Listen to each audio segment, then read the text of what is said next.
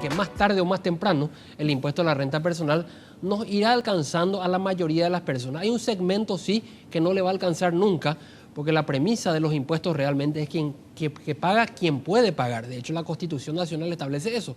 Entonces, aquellas personas que sí ganan muy poquito, entonces esas sí nunca van a estar afectadas, pero aquellas que tengan una capacidad de pago mediana para arriba, la clase media para arriba, sí va a terminar pagando a la larga impuestos. En este primer segmento no.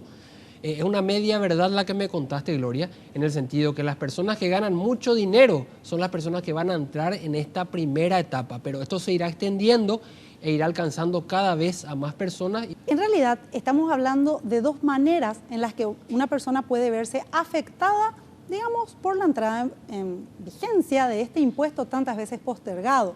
Una cosa es la incidencia de la persona, de acuerdo a lo que gana, tiene que pagar el impuesto. Y la otra es, si yo tengo que pagar el impuesto, como voy a pagar menos si tengo gastos que deducir, entonces voy a empezar a pedir factura a todo el mundo. Por lo tanto, si es que usted hace un trabajo de jardinería, si es que usted hace un trabajo de venta de comida, y usted dice, no, pero yo demasiado poquito gano. Ah, pero resulta que si no me da factura, yo voy a tener que pagar impuestos por ese gasto. Por lo tanto, ahora vamos a exigir factura por todo lo que gastemos, porque si no yo voy a tener que pagar impuestos. ¿Es así? Es correctísima, esa es la premisa de hecho de este impuesto. Se habló varias veces de este impuesto que no es un impuesto, digamos, fiscalista, sino es formalizador. ¿Y por qué formalizador? Se trata justamente de que el contribuyente exija por todo lo que compre y gaste, y no solamente el contribuyente y su familia, es decir, la esposa, los hijos, que tienen que ir exigiendo los comprobantes. Porque una cosa, bien dijiste, Gloria, si yo no exijo comprobantes, voy a terminar pagando más impuestos. Entonces, la idea y la premisa, ¿cuál es? Cuanto más comprobantes exija, menos voy a pagar a fin de año. Por tanto, hoy no hay mucha exigencia de comprobantes. ¿Y por qué no exigimos comprobantes? ¿Y por qué no nos sirve para nada, entre comillas? O sea, solamente nos sirve para ser un buen ciudadano que cumple con esa obligación, porque ya es obligatorio. Ahora bien, si te toco el bolsillo y te digo, cuanto más documentos tengas para deducir, te vas a munir de esos documentos. ¿Y de qué documentos estamos hablando? De los comprobantes de venta, las facturas, las boletas de venta, los tickets, que son todos comprobantes legales. ¿Con qué condición? Que sean comprobantes legales, obviamente, y que estén a nombre del contribuyente o de alguno de sus familiares que económicamente dependan de él. ¿Qué quiere decir eso? Esposa, hijos, padres, suegros. Claro, por supuesto, esposa, esposo, padres, suegros inclusive. El impuesto a la renta personal que hoy está vigente en nuestro país solamente es sobre la diferencia entre lo que ingresa y lo que se gasta.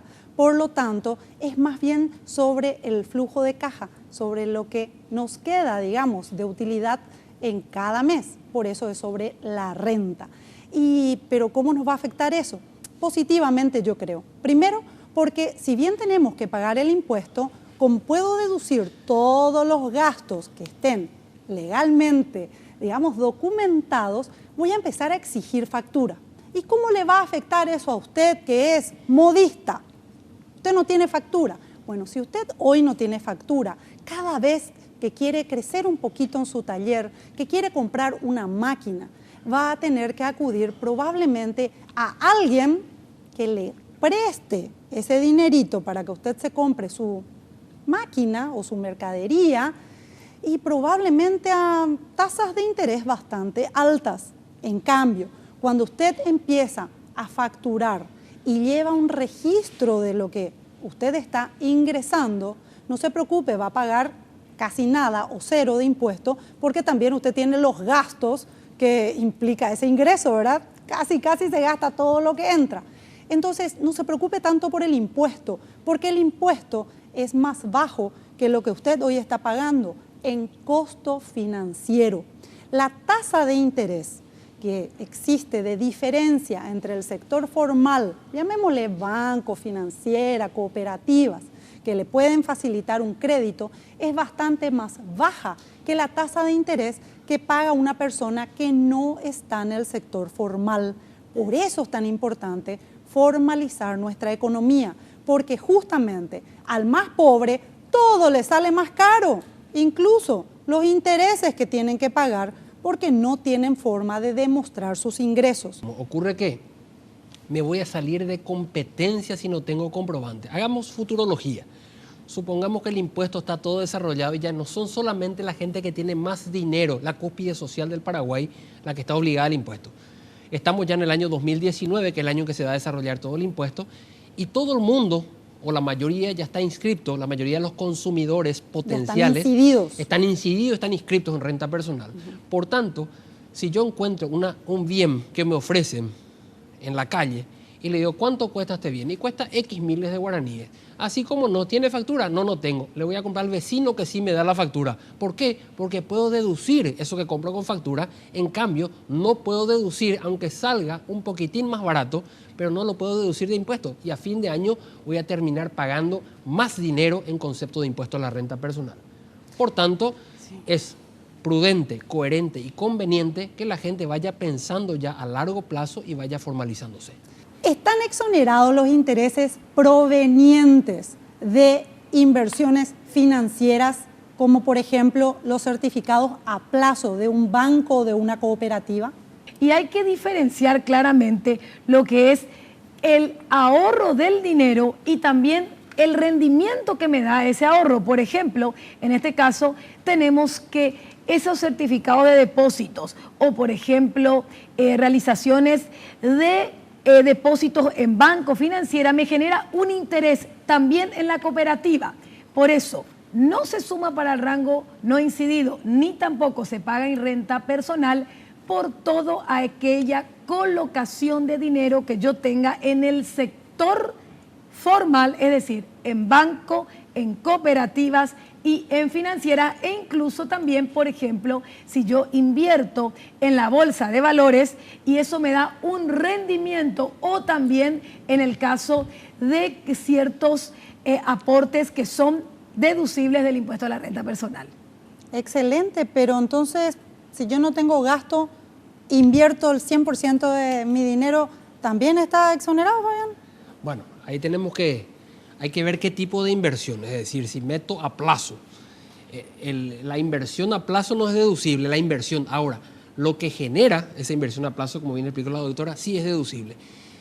A excepción de, acá hay una excepción que justamente es lo que estábamos hablando en el corte, aquellas personas que no tengan un seguro social, a ellos sí se les permite inclusive deducir una parte de sus ahorros, es decir, hasta el 15% de los ingresos del año que tenga esa persona, siempre y cuando no tenga cobertura social, no esté en IPS, no esté en una otra caja de jubilaciones reconocida por la ley, si ingresa eso, supongamos, mete a un CDA y pongamos números para que se entienda. Tengo 1.000 millones de guaraníes de ingreso en el año, hasta 150 millones puedo invertir en un CDA y eso es deducible.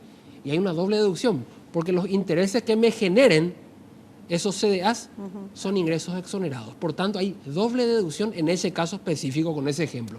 Entonces, y quiero aclarar muy bien algo, adelantándome a alguna pregunta tuya ya, porque no soy mentalista, pero presiento que me vas a hacer, porque la gente habla, ¿esto es un impuesto al ahorro? Más o menos de nuevo. Claro, ¿este es un impuesto al ahorro?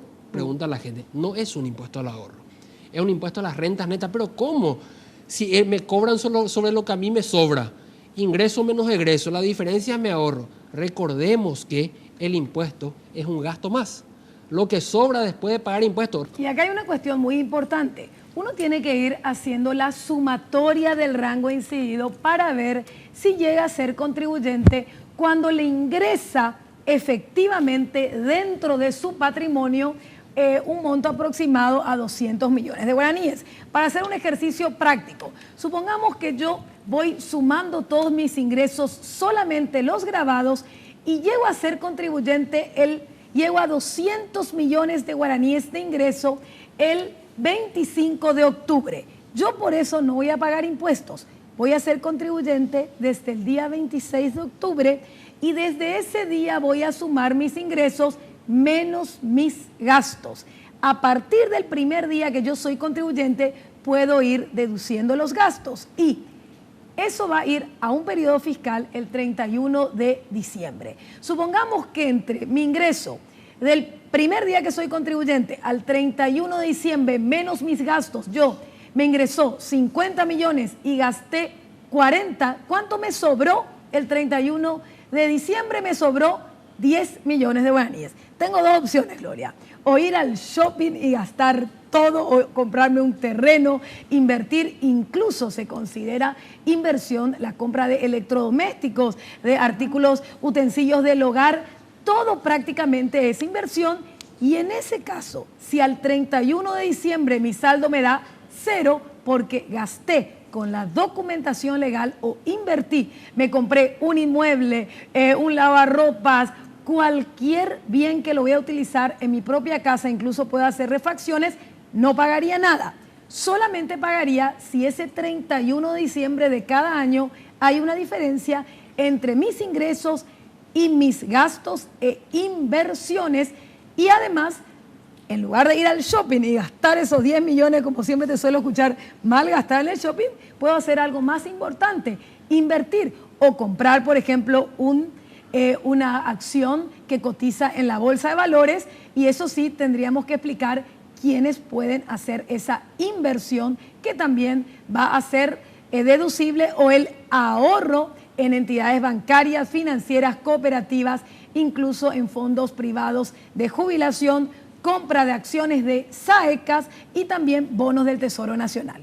La formalización de la economía es fundamental para que mejoren las condiciones de crédito en el país para todos, y también es fundamental para que tengamos mejores accesos, incluso a la educación y a la salud.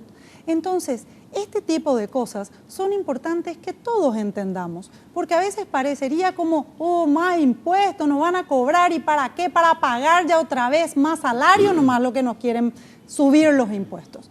Bueno, en este caso, este impuesto específicamente del que estamos hablando, impuesto a la renta personal, es un impuesto que tiene como principal objetivo formalizar la economía, transparentar lo que hacemos y no precisamente recaudar, porque le permite a usted descontar prácticamente todo. Hay una diferencia importante cuando decimos a quienes afectará el impuesto a la renta personal, que cuando decimos quiénes van a estar incididos en el impuesto a la renta personal.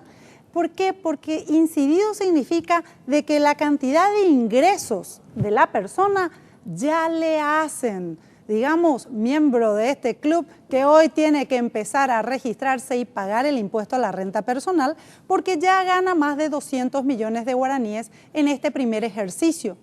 Pero, ¿eso significa que solo a ellos les va a afectar? No, en realidad el impuesto a la renta personal es algo que le afecta prácticamente a toda la población, no porque toda la población lo tiene que pagar ya, no, sino porque independiente a que usted todavía no va a pagar el impuesto a la renta, el tema es de que quienes sí tienen que pagar el impuesto, le van a pedir factura.